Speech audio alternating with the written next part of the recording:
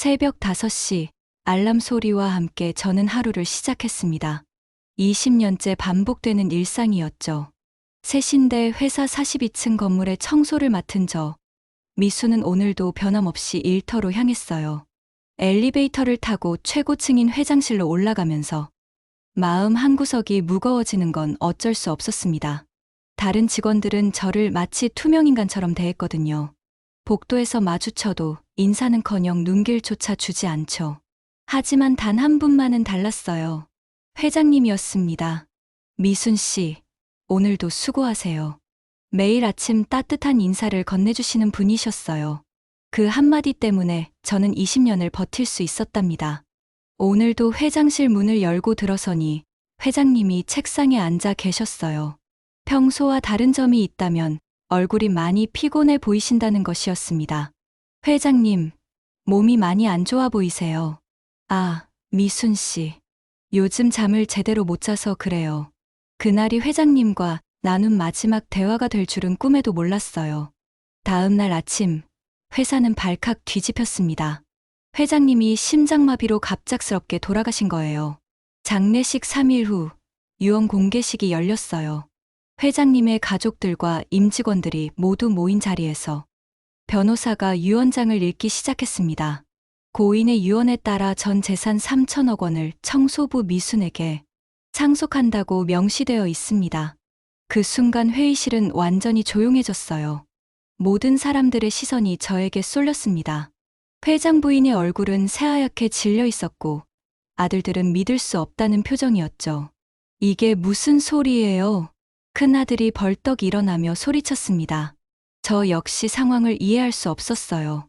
왜 회장님이 저에게 그런 거대한 유산을 남기셨는지 알 수가 없었거든요. 변호사는 계속해서 유언장을 읽었어요. 미수는 내가 평생 찾던 사람의 딸이다. 20년간 지켜보며 마음의 빚을 갚고 싶었다. 그제서야 저는 알게 되었습니다. 제 어머니와 회장님 사이에 숨겨진 과거가 있었다는 사실을 말이에요. 유언 공개식이 끝난 후 저는 완전히 멍한 상태였어요. 3천억이라는 천문학적인 숫자가 제 머릿속에서 맴돌고 있었습니다. 회의실을 나서는 순간 회장 부인이 제 앞을 막아섰어요. 당신, 어떤 수를 써서 우리 회장을 홀린 거야? 날카로운 목소리에 저는 깜짝 놀랐습니다. 부인, 저는 정말 아무것도 모르는데요. 하지만 부인은 제 말을 믿지 않았어요. 큰아들 민호도 다가와서 위협적인 눈빛을 보냈습니다. 우리가 가만히 있을 줄 알아? 법적으로 이 유언을 무효화시킬 거야. 둘째 아들 준혁도 거들었어요. 아버지가 정신이 온전하지 않았을 때 만든 유언일 가능성이 높다. 저는 그 자리에서 도망치듯 빠져나왔어요. 집으로 돌아가는 길에 온갖 생각이 스쳐 지나갔습니다. 회장님이 왜 저에게 그런 유산을 남기셨는지, 제 어머니와는 어떤 관계였는지 알 수가 없었어요. 집에 도착하자마자 딸 지연이 달려왔습니다.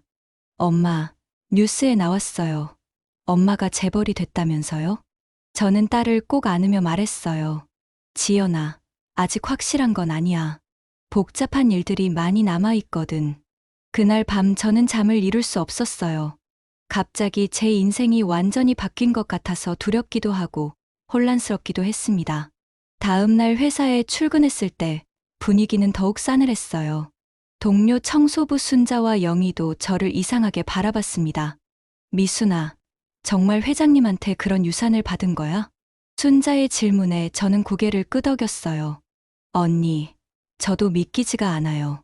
하지만 회사 직원들의 시선은 더욱 차가워졌습니다. 복도에서 만나는 사람들이 수군거리는 소리가 제 귀에 들려왔어요.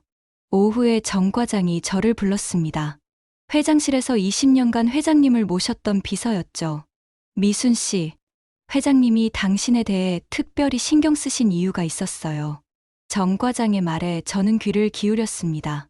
정 과장은 조심스럽게 이야기를 시작했습니다. 회장님이 가끔 당신을 보시며 참 닮았다고 혼잣말을 하셨어요. 누구를 닮았다는 말씀이세요? 아마도 옛날 알던 분을 말씀하시는 것 같았어요. 정 과장의 설명으로는 회장님이 젊은 시절 깊이 사랑한 여인이 있었다고 했습니다. 하지만 그분과는 여러 사정으로 헤어질 수밖에 없었다고 하더군요. 저는 집에 돌아가서 어머니 유품을 뒤져봤어요. 오래된 상자 속에서 낡은 일기장을 발견했습니다. 어머니가 20대 때 쓰신 일기였어요. 페이지를 넘기다가 깜짝 놀랄 내용을 발견했습니다. 석진이가 오늘 프러포즈를 했다. 하지만 나는 받아들일 수 없었다. 석진이라는 이름이 회장님 성함과 같다는 걸 깨달았어요. 일기를 더 읽어보니 충격적인 사실들이 나왔습니다. 어머니와 회장님은 대학교 동기였고 서로 깊이 사랑하는 사이였던 거예요. 하지만 회장님 집안의 강력한 반대로 결국 헤어질 수밖에 없었다고 적혀 있었습니다. 석진이는 좋은 사람이지만 우리는 너무 다른 세상에 살고 있다. 어머니의 마지막 일기에는 이런 내용도 있었어요. 내 뱃속의 아이에게는 아버지가 누구인지 절대 말하지 않을 것이다. 그 순간 저는 모든 퍼즐이 맞춰지는 것을 느꼈습니다. 제가 회장님의 친딸이라는 충격적인 진실을 말이에요. 손이 떨려서 일기장을 제대로 잡을 수조차 없었어요. 다음 날 아침 일찍 회장 무덤을 찾아갔습니다. 무덤 앞에 앉아서 회장님께 말씀드렸어요. 아버지, 이제야 모든 걸 알게 됐어요. 눈물이 계속 흘러내렸습니다. 20년 동안 저를 지켜보시며 얼마나 마음이 아프셨을까 생각하니 가슴이 미어졌어요. 무덤에서 돌아오는 길에 휴대폰이 울렸습니다. 모르는 번호였지만 받아보니 변호사였어요. 미순 씨, 회장 가족들이 유언무효 소송을 제기했습니다. 예상했던 일이지만 막상 듣고 보니 당황스러웠어요. 어떻게 해야 하나요? 일단 만나서 자세한 얘기를 해봅시다. 변호사 사무실에서 만난 김 변호사는 친절했어요. 회장님이 미리 이런 상황을 예상하고 철저히 준비해 두셨어요. 김 변호사가 보여준 서류들에는 회장님의 정신 상태를 증명하는 의료 기록들이 있었습니다. 또한 회장님이 직접 녹화한 영상 유언도 있었어요. 이 영상이 공개될 때쯤 나는 이미 세상에 없을 것이다. 화면 속 회장님은 의연하면서도 슬픈 표정이셨어요. 미수는 내가 평생 사랑한 여인의 딸이다. 내 친딸이기도 하고. 영상을 보는 내내 눈물이 멈추지 않았습니다. 회장님이 얼마나 오랫동안 이 비밀을 혼자 감당하셨을지 생각하니 가슴이 아팠어요. 김 변호사는 더 중요한 사실을 알려줬습니다. 회장님이 DNA 검사도 미리 해두셨어요. 당신과의 친자 관계를 증명하는 확실한 증거죠. 하지만 회장 가족들의 방해 공작은 계속됐습니다. 회사에서 저를 향한 시선이 더욱 차가워졌어요. 어떤 직원들은 대놓고 비난의 말을 내뱉기도 했습니다. 어떻게 청소부가 회장님을 꼬드겨서. 그런 말들을 들을 때마다 마음이 찢어질 것 같았어요. 하지만 제가 참아야 할 시간들이었습니다. 집에서도 상황은 쉽지 않았어요. 딸 지연이 학교에서 친구들에게 놀림을 받고 왔습니다. 엄마, 애들이 우리 엄마가 재벌 할아버지한테 잘 보이려고 꼬리 쳤다고 해요. 딸의 상처받은 표정을 보니 제 마음도 무너졌어요. 지연아, 엄마가 잘못한 게 아니야. 사람들이 오해하고 있는 거야. 그날 밤 저는 중요한 결심을 했습니다. 회장 가족들과 정면으로 맞서기로 한 거예요. 다음 날 회장 집을 직접 찾아갔습니다. 거대한 저택 앞에 선이 주눅이 들었지만 용기를 내서 문을 두드렸어요. 집사가 나와서 저를 경계하는 눈빛으로 봤습니다. 부인께서 만나주실지 모르겠는데요. 하지만 회장 부인 정숙은 저를 안으로 들여보냈어요. 응접실에 앉은 부인의 표정은 차갑기 그지없었습니다. 뭔가 할 말이 있어서 온 모양이군요. 부인, 저는 정말 아무것도 모르고 있었어요. 저는 어머니의 일기장을 꺼내 보여드렸습니다. 부인이 일기장을 읽어보는 동안 저는 조용히 기다렸어요. 한참 후에 부인이 입을 열었습니다. 이 일기장이 진짜라면 당신이 우리 남편의 친딸이라는 얘기네요. 네, 저도 며칠 전에 알게 된 사실이에요. 부인의 표정이 조금씩 변하는 것을 느꼈어요. 분노보다는 당황스러움이 더 커 보였습니다. 그렇다면 우리 남편이 40년 동안 당신을 찾고 있었다는 얘기군요. 부인의 목소리에서 슬픔이 묻어났습니다. 저는 조심스럽게 말을 이어갔어요. 부인, 저는 회장님의 재산이 필요해서 나타난 게 아니에요. 그럼 뭘 원하는 거죠? 그냥 아버지에 대해 더 알고 싶을 뿐이에요. 부인이 긴 한숨을 내쉬었습니다. 그리고 놀라운 말을 했어요. 사실 저도 남편이 옛사랑을 잊지 못한다는 걸 알고 있었어요. 부인의 고백에 저는 깜짝 놀랐습니다. 결혼 후에도 가끔 그 여자 이름을 부르며 잠꼬대를 했거든요. 부인의 눈에 눈물이 고였어요. 처음엔 질투가 났지만 나중엔 그냥 체념했죠. 그 순간 큰아들 민호가 집에 들어왔습니다. 저를 보자마자 얼굴이 일그러졌어요. 어머니, 왜 이런 사람을 집에 들여보내신 거예요? 민호야, 진정하고 이야기를 들어봐. 하지만 민호는 화를 참지 못했습니다. 저 여자가 아버지를 이용해서 재산을 가로채려 한다고요. 저는 조용히 일어나서 말했어요. 제가 가는 게 좋겠네요. 하지만 부인이 저를 붙잡았습니다. 아니에요. 앉으세요. 우리가 할 이야기가 아직 많이 남아 있어요. 부인은 민호에게 엄하게 말했어요. 너는 밖에 나가 있어. 어른들이 이야기하는 중이야. 민호가 못마땅해하며 나간 후 부인이 말했습니다. 미순 씨, 솔직히 말해서 이 상황이 받아들여지지 않아요. 이해합니다. 하지만 남편의 마지막 뜻이라면 어쩔 수 없이 받아들여야겠죠. 부인의 말에 희망이 보이기 시작했어요. 그때 둘째 아들, 준혁도 집에 들어왔습니다. 저를 보자 놀라면서도 경계하는 표정이었어요. 어머니, 이분이 왜 여기에? 부인이 상황을 설명해 주었지만 준혁도 쉽게 받아들이지 못했습니다. DNA 검사 결과를 봐야겠어요. 준혁의 제안에 저는 흔쾌히 동의했어요. 얼마든지 검사받겠습니다. DNA 검사 결과가 나오기까지 일주일이 걸렸어요. 그동안 저는 회사에서 더욱 어려운 시간을 보냈습니다. 동료들의 시선은 날로 차가워졌고 심지어 청소 도구를 숨기는 사람도 있었어요. 순자 언니마저도 저를 멀리하기 시작했습니다. 미순아, 너 때문에 우리까지 눈치가 보여. 가장 가까웠던 동료의 변심이 가장 아팠어요. 집에서는 딸 지연이 계속 힘들어했습니다. 학교 친구들의 놀림이 더 심해졌거든요. 엄마, 나 전학하면 안 될까? 딸의 간절한 부탁에 마음이 무너졌어요. 조금만 참자, 지연아. 곧 모든 게 해결될 거야. 하지만 저 자신도 확신이 서지 않았습니다. 드디어 DNA 검사 결과가 나왔어요. 김 변호사가 직접 전화로 알려줬습니다. 99.9% 친부와 친딸 관계가 맞습니다. 그 순간 제 눈에서 눈물이 쏟아졌어요. 이제 정말로 확실해진 거였습니다. 변호사 사무실에서 회장 가족들과 만났어요. 검사 결과를 확인한 부인의 표정은 복잡했습니다. 이제야 모든 게 명확해졌네요. 민호와 준혁은 여전히 못마땅해했지만 더 이상 반박할 수 없었어요. 막내 아들 태유는 다른 형들과 달리 저에게 호의적으로 대해줬습니다. 누나, 이제부터 우리가 가족이네요. 태윤의 따뜻한 말에 마음이 조금 놓였어요.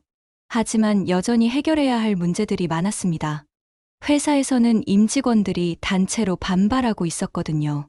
상무 최 부장이 대표로 나서서 말했어요. 회장님의 딸이라고 해도 경영 능력이 없는 분이 회사를 맡을 순 없습니다. 이사 김 과장도 거들었어요. 주주들도 반대할 것이 분명해요. 저는 그들의 우려를 이해할 수 있었어요. 정말로 저에게는 회사를 경영할 능력이 없었거든요. 그날 밤 저는 깊은 고민에 빠졌습니다. 회장님이 저에게 맡긴 것이 단순한 재산이 아니라 수천 명의 직원들과 그 가족들의 생계였거든요. 무거운 책임감이 어깨를 짓눌렀어요. 다음 날 아침 저는 중요한 결정을 내렸습니다. 경영권은 받되 실제 운영은 전문가들에게 맡기기로 한 거예요. 회사 임시 주주총회가 열렸어요. 저는 처음으로 정장을 차려입고 참석했습니다. 주주들과 임직원들 앞에서 제 입장을 밝혔어요. 저는 회사 경영에 대해 잘 모릅니다. 솔직한 고백에 회의실이 술렁였어요. 하지만 아버지가 남겨주신 이 회사를 잘 지켜나가고 싶습니다. 저는 준비해온 발표를 계속했습니다. 경영은 전문가들에게 맡기고 저는 직원들의 복지 향상에 집중하겠어요. 구체적인 계획도 제시했습니다. 청소부, 경비원, 식당 직원 등 하위직 직원들의 처우를 개선하겠다는 내용이었죠. 20년간 청소부로 일하며 느낀 어려움들을 개선해 나가겠습니다. 의외로 많은 사람들이 박수를 쳐줬어요. 특히 하위직 직원들의 반응이 뜨거웠습니다. 하지만 일부 주주들은 여전히 의구심을 표했어요. 과연 청소부 출신이 우리 회사를 제대로 이끌 수 있을까요? 그때 뜻밖의 인물이 일어났습니다. 정 과장이었어요. 20년간 회장님을 모시며 지켜본 결과 미순 씨는 누구보다 성실하고 신뢰할 만한 분입니다. 정 과장의 증언이 큰 힘이 되었어요. 또 다른 지지자도 나타났습니다. 회사 청소업체 사장이었죠. 미순 씨는 20년간 한 번도 지각이나 결근을 하지 않은 모범적인 직원이었습니다. 하나둘씩 저를 지지하는 목소리가 나오기 시작했어요. 마침내 투표가 시작됐습니다. 찬성 60%, 반대 40%로 저의 경영권이 인정되었어요. 회의가 끝난 후 저는 회장실에 혼자 앉아 있었습니다. 20년간 청소했던 그 자리에 이제 제가 앉아 있다니 믿기지가 않았어요. 책상 서랍에서 회장님이 남긴 편지를 발견했습니다. 미순에게라고 적힌 봉투였어요. 편지를 열어보니 회장님의 마지막 메시지가 있었습니다. 딸아, 이 편지를 읽고 있다면 모든 진실을 알게 되었을 것이다. 너의 어머니를 사랑했지만 지키지 못해 미안하다. 이제라도 아버지로서 책임을 다하고 싶다. 편지의 마지막 문장이 특히 가슴에 와닿았어요. 너는 나보다 훨씬 강하고 현명한 사람이 될 것이다. 그 순간 저는 확신했습니다. 아버지의 믿음에 보답해야겠다고 말이에요. 첫 출근 날, 저는 일찍 회사에 도착했어요. 회장실로 향하는 엘리베이터를 타면서 마음이 두근거렸습니다. 이제는 청소하러 올라가는 게 아니라 회사를 운영하러 가는 거였거든요. 회장실 문을 열고 들어서니 정 과장이 이미 와서 기다리고 있었어요. 미순 회장님, 첫 출근을 축하드립니다. 회장님이라고 부르시니까 어색하네요. 이제 적응하셔야죠. 정 과장이 준비한 일정표를 보여줬습니다. 오전에는 각 부서장들과의 미팅, 오후에는 주요 거래처 방문이 예정되어 있었어요. 첫 번째 미팅에서 상무 최 부장이 말했습니다. 회장님, 현재 우리 회사가 추진 중인 주요 프로젝트들을 설명드리겠습니다. 복잡한 사업 내용들을 들으니 머리가 아팠어요. 하지만 포기할 수는 없었습니다. 천천히 설명해 주세요. 제가 이해할 수 있도록요. 점심시간에 저는 직원 식당으로 갔어요. 다른 임원들은 임원 식당을 이용했지만 저는 일반 직원들과 함께 식사하기로 했습니다. 청소부 순자와 영희를 만났어요. 처음에는 어색해했지만 금세 예전처럼 대화했습니다. 미순아, 아니 회장님, 어떻게 부를지 모르겠네. 언니들, 그냥 미순이라고 불러주세요. 오후에 거래처를 방문했을 때도 어려움이 있었어요. 상대방 회사 사장이 저를 얕보는 듯한 시선을 보냈거든요. 청소부에서 회장이 되셨다면서요? 비아냥거리는 톤이었지만 저는 당당했어요. 네, 20년간 현장에서 일한 경험이 있습니다. 그 경험이 경영에 도움이 될까요? 직원들의 마음을 이해하는 데는 큰 도움이 되죠. 퇴근길에 딸 지연을 데리러 학교에 갔어요. 학교 앞에서 기다리는 제게 다른 학부모들이 신기한 듯 바라봤습니다. 지연이 나오더니 제게 달려와 안겼어요. 엄마, 오늘 첫날 어땠어요? 힘들었지만 보람 있었어. 집으로 돌아가는 길에 지연이 말했습니다. 엄마, 친구들이 이제 놀리지 않아요. 오히려 부러워해요. 딸의 밝아진 표정을 보니 마음이 따뜻해졌어요.